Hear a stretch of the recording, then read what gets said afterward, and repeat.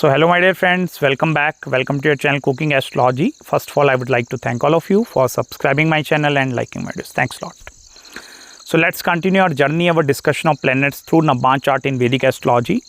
And in this particular video, let's try to understand planet Ketu placement in the 9th of your D-9 chart and what are going to be the positive, negative results that are particularly associated with this placement. And even what are the kind of fortunes and the misfortunes which Ketu is bringing on the table, let's try to understand in this particular video. First of all, you need to have some basic understanding regards what actually 9th house of the Navamsa chart represent. Only then we will be able to relate the results here. The very first thing, 9th house is one of the most auspicious houses in Vedic astrology. Whether it's the D1 or it's the D9 chart actually. In the D9 chart, it's actually representing the combined bhagya of you as a couple, as a husband and wife, as a partners. What is your combined bhagya?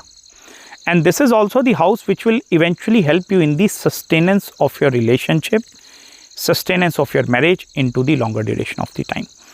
Any planet which is coming in the 9th house also capable enough to bring many positive things into your life.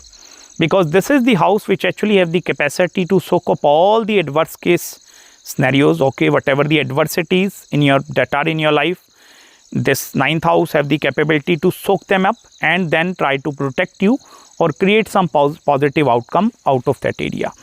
This is also the house which is actually the true representation of the natives' belief systems, okay, and what kind of a belief systems that your partner is also bringing into your life and how the combination of both of your belief systems are actually reshaping your relationship towards the positive end or in the negative direction seen through 9th house. This is also the house which actually represents the common goals and objectives of you as a husband and the wife. You see many a time husband and wife, like specifically after marriage, they are going to set some sort of a common goals in their life. It may be the common goals towards their own family, towards their kids, or maybe towards some spiritual journeys also, or maybe towards some charitable kind of a things. Like we are going to be doing charity every month in this particular area. So what are your common goals and objectives that are seen through this 9th house? This is also the house which actually represents your approach angle towards the love life. Now, by mean to say approach angle, it's with regards to the selfless love or it's going to be a selfish love actually. Or whether you are going to be attracting that kind of a partners in your life which are going to be having a lot of selfless love, or it's going to be little bit calculations that are going to be involved up there, it's seen through 9th house. Now the very first thing, if Ketu is actually coming in the 9th house, what is happening? First of all, you need to make yourself as a very selfless person, okay? With this Ketu in the 9th house, if you are going to be creating any expectations in your life, it's very difficult for you to then receive any positive outcome from the relationship aspect into your life. Because if your Ketu is coming in the 9th house, you need to consider yourself as a gift. And you are not the gift towards your partner, you are a gift towards the society. And that is where if you are going to be more and more spiritual in nature with this Ketu, then this is going to be blessing you with many other things. Because understand one very simple thing here, Ketu energy is going to expand when you try to give things away. It's like you are sharing your knowledge, you are giving love, care, affection, support, these things towards other people.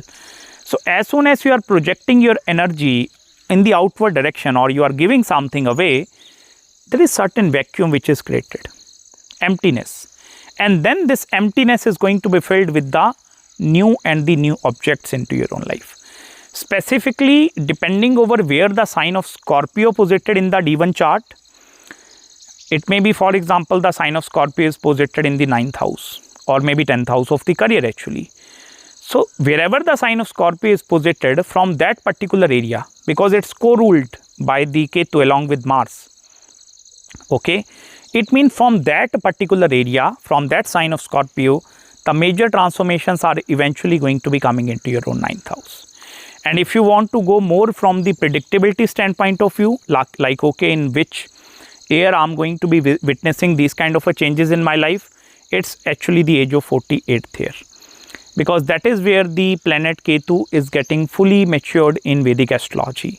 Now, depending over the planetary conjunctions, results might going to change. For example, Ketu is with Mercury. So, Mercury mature at the age of 32. That is going to be the time frame where that changes are coming. Or it may be you are having Saturn and Ketu conjunction. So, Saturn mature at the age of 36th year. 36th year onward is going to be bringing the transformation. Now, with this Saturn, if you want to study, okay, which areas that transformations are coming, pay attention towards the sign of Capricorn and the Aquarius. In the D-9 chart, it means from that area, the transformations are going to be coming into your own life. Secondly, I told you the selfless love or the selfish love actually, and the approach angle, okay, how you are going to be approaching the relationship. Now, for example, if Ketu is posited in the sign of Saturn and Saturn is debilitated, or if the depositor is very weak actually, it may be Ketu posited in the sign of Venus and Venus is debilitated. Or maybe that Lord is going in the Dushtana houses, 6, 8 and the 12 houses. Now then what is going to be happening if the depositor is going to be very, very weak?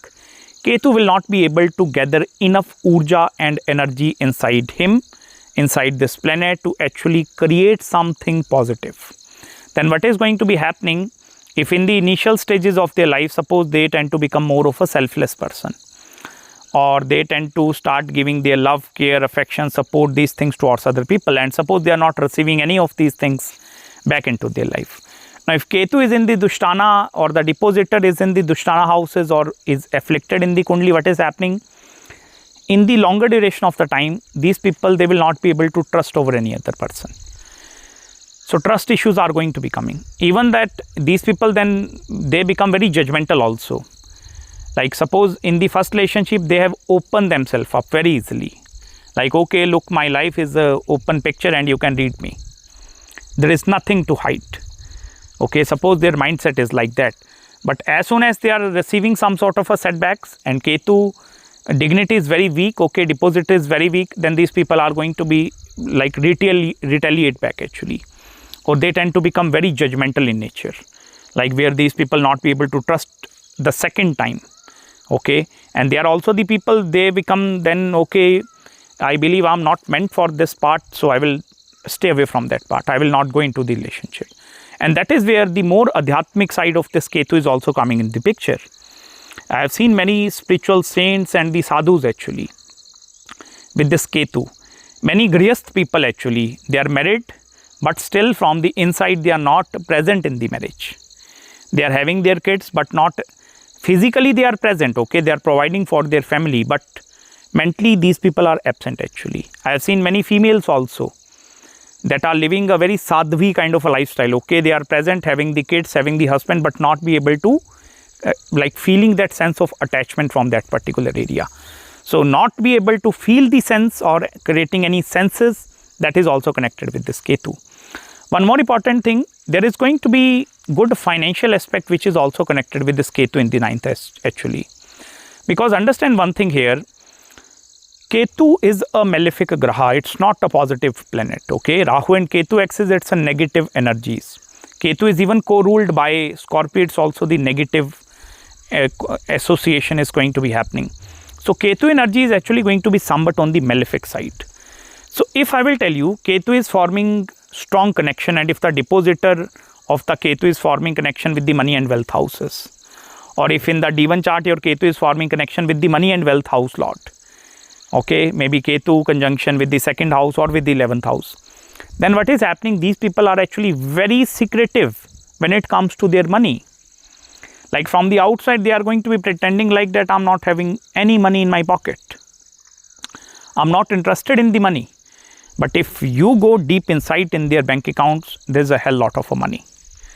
Because I will tell you, these people are not the people which are going to be showing off their wealth in the lavish way actually. Because Venus, specifically Venus and even the Ketu conjunction, Ketu in the 9th house is also acting in that same way. Like people are actually going to be gaining money, and I will tell you, wealth stays with these people. If your Ketu is not having any affliction in the 9th house, wealth is going to stay with you.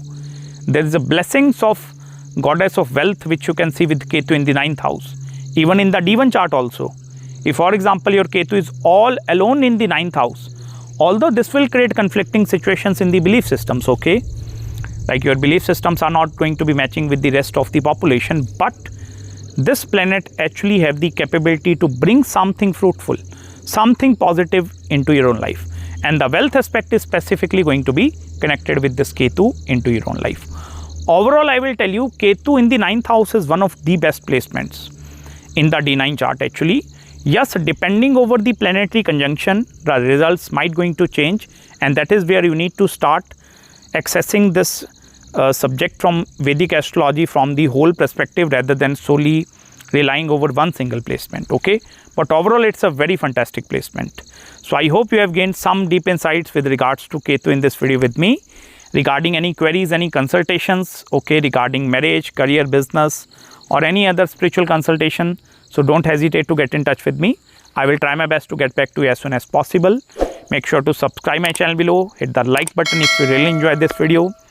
You can send me super thanks also if you find some solid content on this YouTube channel, and we are going to meet very, very soon in the upcoming videos, and we are going to be starting the 10th house very, very soon, okay? So till then, please take care of yourself, and Hare Krishna.